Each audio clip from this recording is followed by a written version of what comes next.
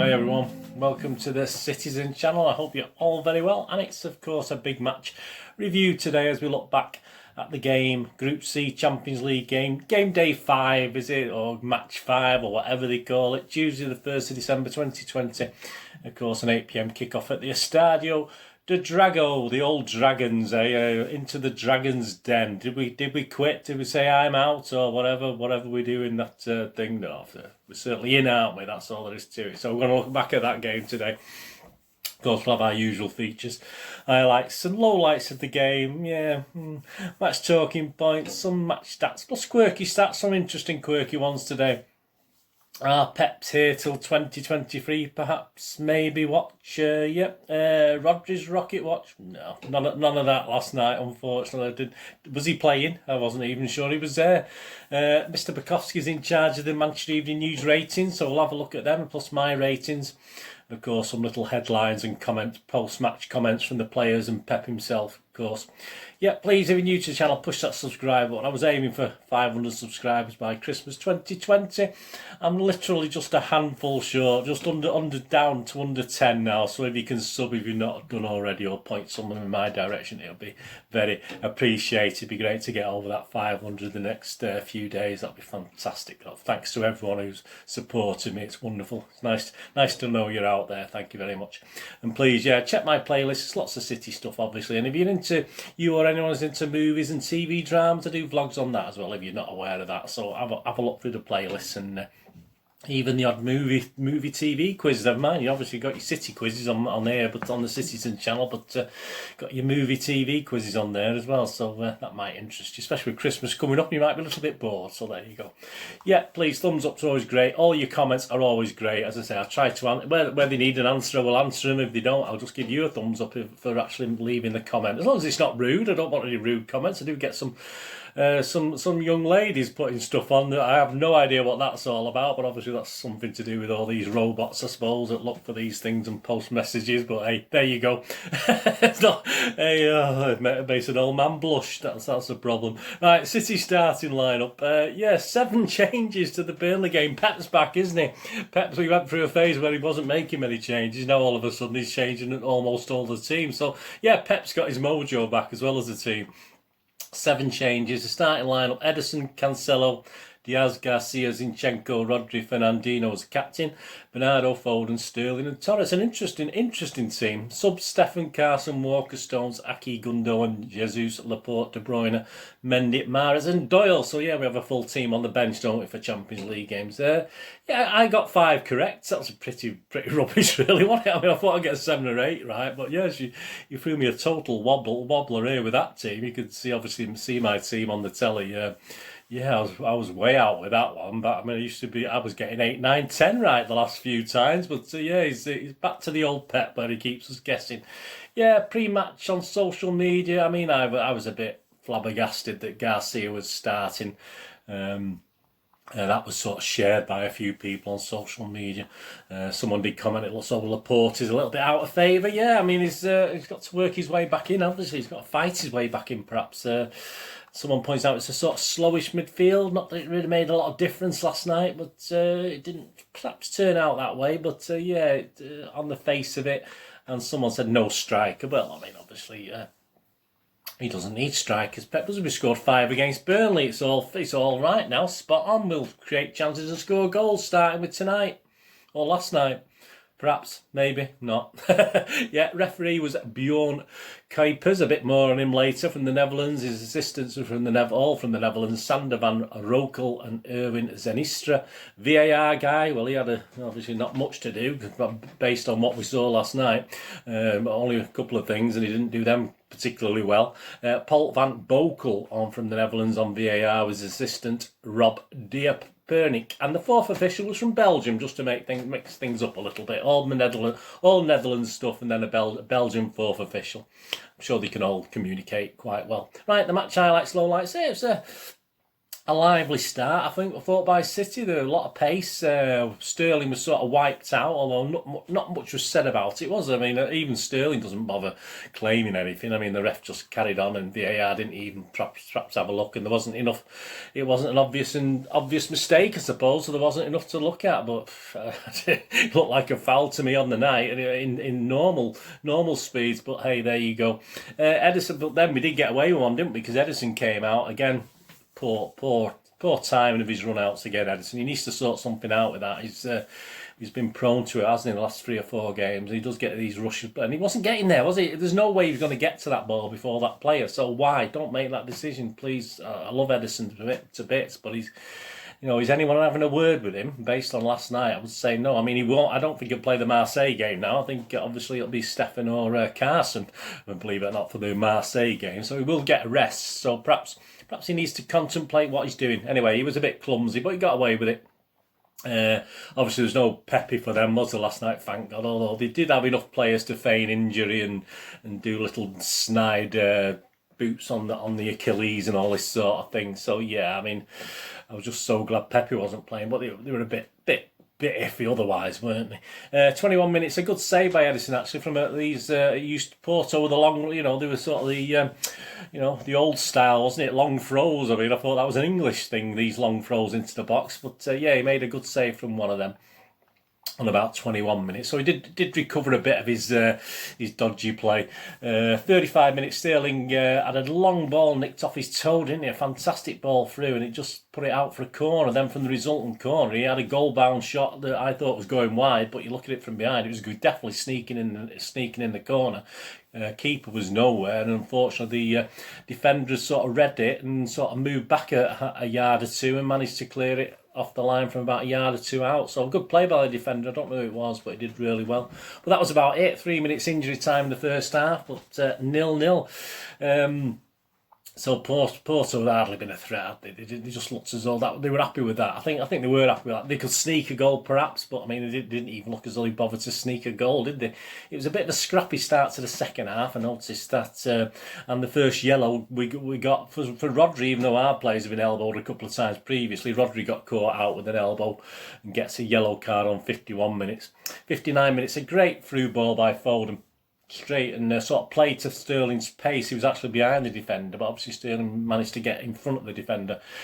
Sadly, he tried to lift it round or over the keeper, and the keeper had a good game. The keeper last night, it wasn't just poor finishing; it was a good keeper. Well, the keeper saved it, and then Torres dawdled a bit, didn't he? He didn't a little bit quicker reacting later on. We'll talk about in a minute, but yeah, he dawdled on it and sort of lost it. The defender rushed in behind him and nicked it off and got a toe to it, and we lost the chance, didn't we? 69 minutes. This is it. This is the Torres. Looked pretty lively. I mean, I have no idea what happened in the 69 minutes. We actually had 4 or 5 men in the 6-yard box. I think they were getting nosebleeds. I was getting a headache myself. I'm not used to all these guys in the box. But yeah, a Sterling deflected effort was literally, I thought it was going in, and I think Diaz thought he was on his own goal line. He sort of hooked it off the line, I thought, instead of putting it in the net. But I don't know what happened there. Was it either get a touch on it or just let it go? Was it going in? I don't know, but Diaz did a defender's trick of clearing it off the line, which would have been fantastic at the other end, but not so much at Porto's end. And of course, quick thinking by Torres this time. A superb overhead kick on target. Great overhead. Couldn't do anything better. I mean, all right. And the keeper, fortunately, was in the right place to make a half-decent save. So, I mean, how that stayed out, though, I have no idea. Then we had Jesus on for Torres. I mean, so that's the last thing Torres did, I think. I mean, it seems to be, I think Gundo did it. Was it Gundogan the other day? Got hooked after someone got scored. I can't remember who it was now. Against Burnley, got hooked after scoring. But I say that was good from Torres, and then he got hauled off for Jesus to come on. And a lively Jesus actually caused a lot of problems in the time he was on. Bernardo, yeah, he had a good game as well. I mean, he was picking things up from his own half and running through, and he had a great run, didn't he, on 76 minutes. And you could see him trying to fool the keeper by looking to the far corner. and he actually whipped it into the near post. But again, the keeper was alert, good keeper. Quite impressed with that keeper last night. His kicking was okay as well.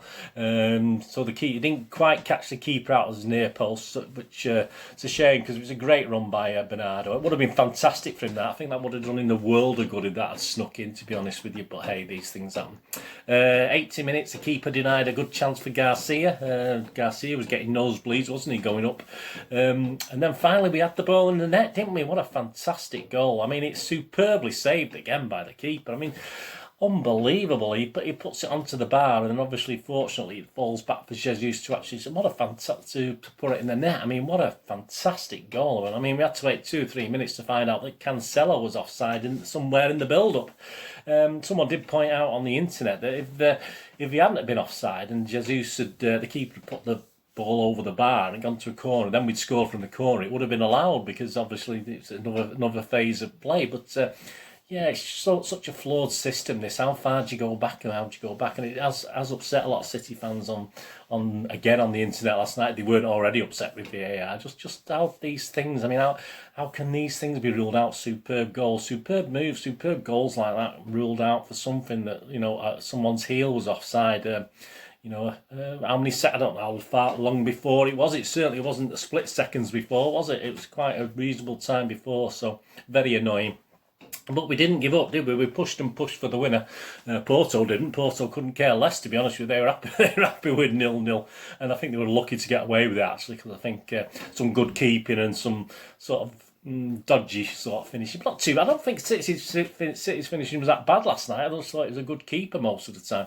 Yeah, but yeah, I mean, Porto just weren't a threat with it most of that second half. So full time 0-0, job done. That's what they say, isn't it? Ref watch. I mean, that ref, I don't know. I mean, I almost give him an okay mark, but then I look back on reflection and he's letting players get away with feigning injury, which is fair enough. He's not reacting to it particularly. So when I saw one Porto player early doors went down, but he's the one who instigated the foul, and then he got the foul, then he went down as though he'd been absent, and he limped off, and then a minute later he was running around like Billy Wiz, you know. So I mean, these things should be picked up. I think even retrospectively they should be picked up. But the refs say didn't react to much of this. But then again, didn't react to any thuggery either. There's plenty of thuggery going on in the park. I mean, as usual, City got more fouls put against them. I mean, how there was only one booking for each team, I have no idea whatsoever, because he just didn't do anything. I mean, I'm not even going to give them a score. I'm not even going to give the officials a score tonight, because they're unrateable in my opinion. I thought the ref was just, I couldn't say he was terrible because he just let everything go, good and bad. So from that point of view, he wasn't terrible, but it's always, you know, it's like you're on the park and you don't have a referee half the time. It's just, and he just blows when he has to. I don't know. I'm very confused by that officiating last night, so I'm not even going to give him. I usually score the ref, but I'm not even going to give him Mr. Bjorn Kuipers a rating, because I'm totally confused by that, and the VAR guy, I'm totally confused by that as well. So I'm not going to give that a rating. Anyway, it's depressing thinking about the reffing and the VAR, and it's just is. Yeah, job done.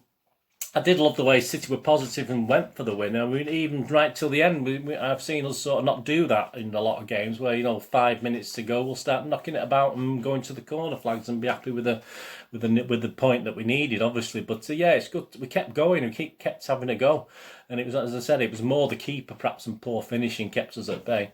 But as for Porto, yeah, I like the keeper. I think I've said that. Have I said that? Have I said I like the keeper? But yeah, it's hard to see them progressing. Didn't they used to be quite an attractive side, Porto? There's an image of on Twitter this morning of a big Porto bus parked in front of the goal. But they did what they needed to do. But all right, money-wise, financially-wise, last 16, they're going to get some dosh, aren't they? But no, they're pretty poor. There's not much quality. I'm not sure they've got too many injuries. Obviously, Pepe wasn't playing, but I don't rate him anyway. He's well past it. So they might have 1 or 2 injuries. I'm not sure what the position is, but they're not a good team, to be honest with you. Porto, and they're not going to get very much further, surely, in that competition. I mean, we're not fantastic, but we were a level above them last night, definitely. Match stats: shots 2 for Porto, 18 for City. On target, 1 for Porto, 6 for City. So again, not great, 33%. Possession 31%, 69%, as you'd expect. Passes 309 by Porto, 641 by City, again about that. Completion 72% by Porto, 87 by City. So again, we're usually in the high 80s, early 90s sometimes, but I think that start, that second half, we got very sloppy, and I think that probably knocked the percentage down a bit. Fouls each, 10 by Porto, 13 by City, which again isn't unusual. Corners, did we score off a corner? No, because it was 0-0. Zero corners for Porto. That showed their endeavour, and 11 for City, and not a single obvious chance from the direct corners anyway. Right, player rating, Simon Bukowski. My base for last night is 6.5, so they had a good solid game. I'm going to give 6.5 to a City player. If they didn't, it'll be low, it'll be less. If they had a bit better than a solid game, and the solid standard game will be a bit more. Right, Simon Bukowski's in charge of the MEN scores. Edison, a few odd moments in a game where he didn't have much to do. First, the keeper clattered into a Porto attacker in the box, and then watched the ball squirm out of his grasp. Yeah, he sort of flapped at one, didn't he? He's only given him a 5. I'm not going to be that cruel, because he did do 2 or 3 things to save himself as well. But yeah, he's got to improve. I'm sure Pep's not going to drop him, but because I mean, I've seen Stefan once, so I can't make a comment. But in that once, I don't think he's quite ready for pressure games anyway. To be honest with you, but you've got to do something with Edison, because he's little flaws are sneaking in. So he's giving him 5. I'll give Edison a 6, so it's less than my standard. But I'm not going to go totally cruel on him. Cancelo, another solid outing for a player that's really found his feet in the team. He worked with the compatriots Bernardo and Diaz, and was more restrained a la Walker, while Zinchenko bombed on the opposite flank. Yeah, so he's give Cancelo a 7. Yeah, I'll give him a 6.5. I thought it was a good solid performance. I'm not going to go mad over Cancelo last night. Diaz, the man that doesn't make mistakes, didn't make any mistakes, played it perfectly against a Porto team, always looking to play at and make the most of any contact near the box. Should have scored though, so yeah, he should perhaps have scored. He's only given him a 7. I've given him a 6.5 again, which is my standard solid display. Garcia, a surprise starter, did mostly well, although his inexperience did tell at times against attackers that had plenty of tricks to keep possession and and earn territory. He's give Garcia a 7. I'm gonna flatter him and give him a bog standard 6.5, but in my opinion, he shouldn't have even been on the pitch. Zinchenko found lots of space high on the left, but was unable to find any penetration of the Porto defence in his string of crosses into the box. Yeah, terrible crossing from Zinchenko. I've just given him a 6, and Simon's given him a 6 as well. He looked all right on the ball, but some of the final ball was awful last night. Rodri, some decent crossfield balls to try and breach the deep Porto defence. A few nervy moments, but nothing too costly that led to Porto threatening the City back line. It's given him a 7. I mean, I've given him a solid 6.5, but I must admit, I've done it on the basis of we didn't see him, so he must have had an okay game, but perhaps we didn't see him because he didn't do much. But I'll give him a 6.5 anyway. Fernandinho enjoys the extra freedom going forward that a double pivot allows, and was invited further up the pitch as the Blues dominated. Yeah, good performance by Ferner, after all this break he's having. 7 by Simon, I'll give him a 7 as well. Bernardo, one of the best performances of the season, linking defence and attack and running and passing with real purpose, producing a wicked assist for the disallowed goal. More displays like this needed if he's to play more regularly. Yeah, it's give him an 8. Yeah, I'm going to give him a 7.5. I'm going to give him one of my highest scores today, or the highest scores today.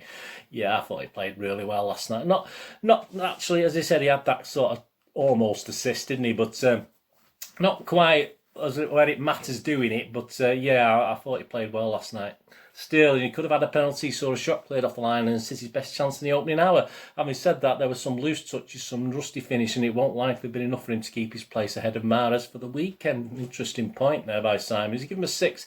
Yeah, I'm going to give Sterling, because of his pluses and minuses, balance out. I'm going to give him the basic 6.5. But I say he didn't, again, for everything good he did, he did something bad, unfortunately. Foden, City's brightest forward, always looking to create from the left and providing much needed energy to attack. This is what the energy, even if he's not perhaps quite doing it. And a couple of great balls he played. So yeah, I'm going to give him 7 as well. He's one of my highest scorers. I'm not going mad with the scores tonight with City, because I think we just did a job, really. Simon's give him 7 as well. Torres, after some surprisingly effective performances in the centre forward role, he struggled here, and his decision making was not the best. Even he was unlucky with the overhead kick. Yeah, he's given him a 6. I've given him a 6 as well. Yeah, I say it was a brilliant overhead kick, but yeah, one of those games where he didn't really perhaps do as much as he should do, and obviously he's gaining experience, isn't he? So hopefully it'll bode well for the future. Substitutes, obviously, so just one, wasn't it? Just Jesus for Torres on 71 minutes. Unlucky to see his bullet header follow up ruled out for offside. Yeah, you give him a 7. I'm going to give him a 7 as well. I'll give him the extra half a point, even though he was on the pitch for 20 minutes. I think that we looked far more likely to score with Jesus, and he put a shift in that 20 minutes. My man of the match, yeah, well, there he is. He's up on screen, isn't he? Yeah, I'm going to give it him. I say there's a couple of guys did okay. I mean, the Fodens, etc. But yeah, I'm going to give it David. I'm going to give it Bernardo. I say David then. Bernardo. I'm going to give it Bernardo. Bernardo. Is it Istanbul? Well, I'm sure it's Istanbul. Yeah. So I'm going to give it Bernardo last night. I thought he deserved it. About time he got one. He's not been doing great, has he? Group table, yeah. City top it, obviously. 1-4, drawn 1. Lost none. 10 goals for, 1 against, 13 points. Porto in second. 1-3, drawn 1, lost 1. 8-4-3 against on 10 points, so they're comfortable as well. And of course, they could, in theory, they could still top the table, but obviously on match backs, obviously we drew and beat them, so we'd win it on that basis anyway.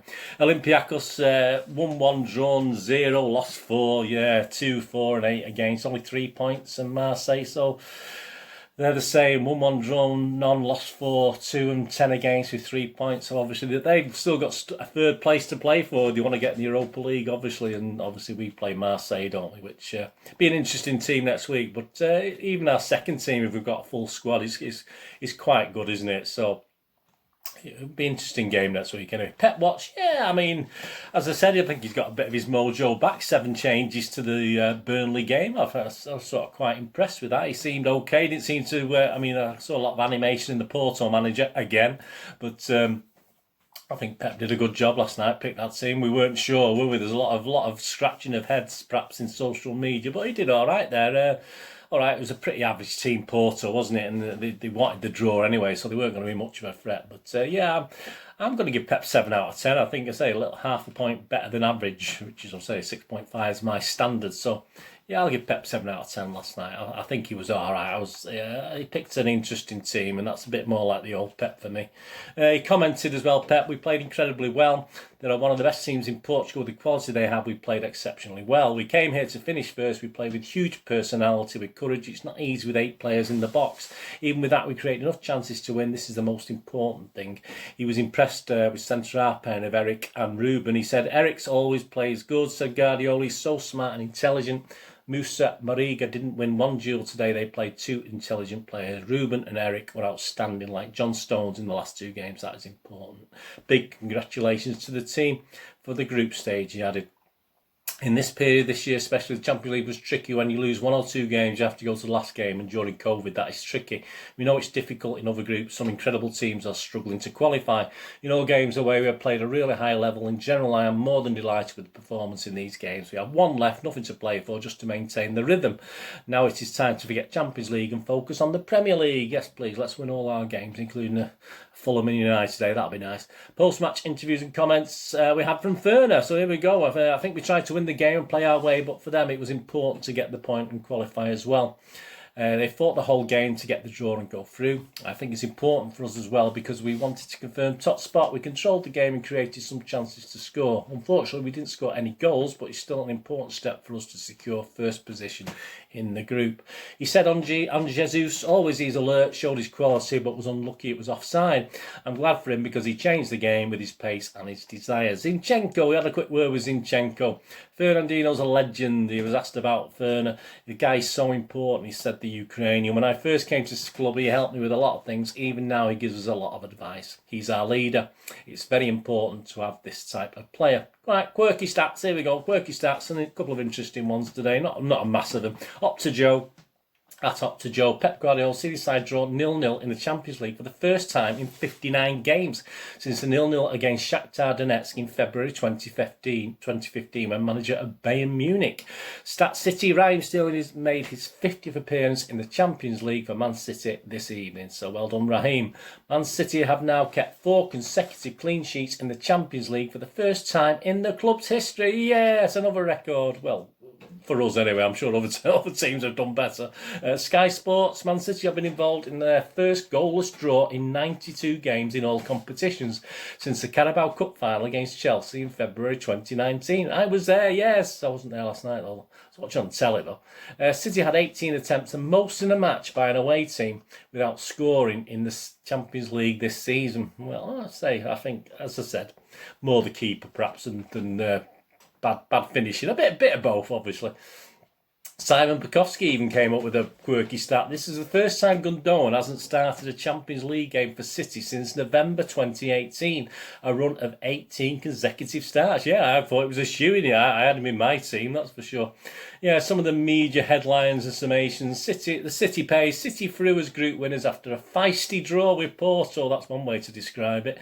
The Express said Pep's on point. He is. The Guardian said Manchester City were frustrated despite ensuring they topped Group C in Porto. Yeah, we're frustrated by their Porto's display, yeah, but I don't think we're frustrated generally. The Metro, frustrated City get a top result. Yes. The Mirror, City held at Porto but win Group City. I mean, that's a bit of a... not the greatest headline, that is it. I mean, that's a bit of a negative. You can expect that from the Mirror, I suppose. The BBC, City kept at bay by marvellous Marchison. Marchison, is that the goalie? Obviously it was. Yeah, I can't argue with that one. And the Daily Star, Pep stars make their point. They certainly do, thank you. Well, there you go. Yeah, in conclusion, a lot of people disenchanted, as I said, with VAR on social media and football in general, which is sad, isn't it? I mean, we don't want too many... If we ever do get back in the Etihad, we want the seats full, don't we? We don't want all that to start again. It's been, from the odd quip, obviously, it's been... So it is a bit sad to see, but something needs sorting out. It just goes from bad to worse. I used to think the VAR in the Champions League games was a little bit better than ours, but I think it's just as bad now. So we did it, didn't we? It was a job done, as we say. We've said it before, job done. So we move on. Yes, we were a bit wasteful in goal, but as I say, mainly I think we can put it down to, is it Marchison or whatever his name is, the keeper who had quite a good game, because obviously we're used to hitting the ball straight at keepers. That's our problem when we hit the target, but at least you had to move a little bit this one last night. So yeah, morale looks good. Morale looks good with the team. Obviously, what did he do? Did he drop everyone last night? Did he drop the 7 players? I mean, I thought he was only dropping players now, but obviously, did the players know the difference between squad rotation and being dropped? I don't know. I'm getting confused myself, so that'd be interesting anyway. But I think morale will be fine for the Fulham game, and then we've got a little matter of Marseille before them across the road, haven't we? Yeah, so thanks for joining me. Of course, I'll be back with a preview of the Fulham game. It's on the 5th of December, is it? Saturday the 5th of December? Another 3 p.m. kick-off. So I'll be back with a review either Thursday or Friday. I might put it out on the Friday. Obviously, it's a very, very busy time on here, and obviously my own little work as well. There's not enough hours in the day, unfortunately, at the moment. But it's nice to keep busy, isn't it? Some people haven't got that option, which, so I should be grateful, really, shouldn't I? Yeah, please check out my recent Citizen channel past and present vlogs, including, obviously, that was the week that was for the Spurs and Olympiacos games, and obviously there'll be one appearing probably tomorrow. If you're watching this on the Wednesday, there'll probably be one appearing on Thursday for this game. This game last night, Porto, and of course the Burnley game. So there'll be a couple of quizzes there. So if you're a little bit bored over the weekend, there'll be a couple of fun quizzes to do, family-friendly quizzes, obviously. Thanks for joining me. Please check my links on screen.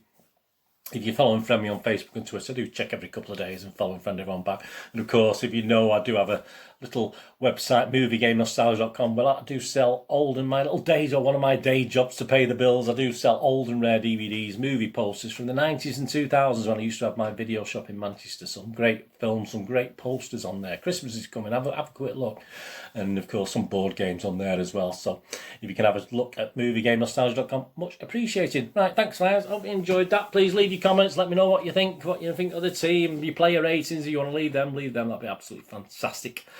And until we meet again, please, Blues, whatever you do, unless we meet here or perhaps on the TV channel, have a whip over there, please. Look after yourselves, look after your family, look after your friends. More importantly, let's all look after each other. And this is Bernard saying, please stay safe, Blues. See you soon. Bye-bye.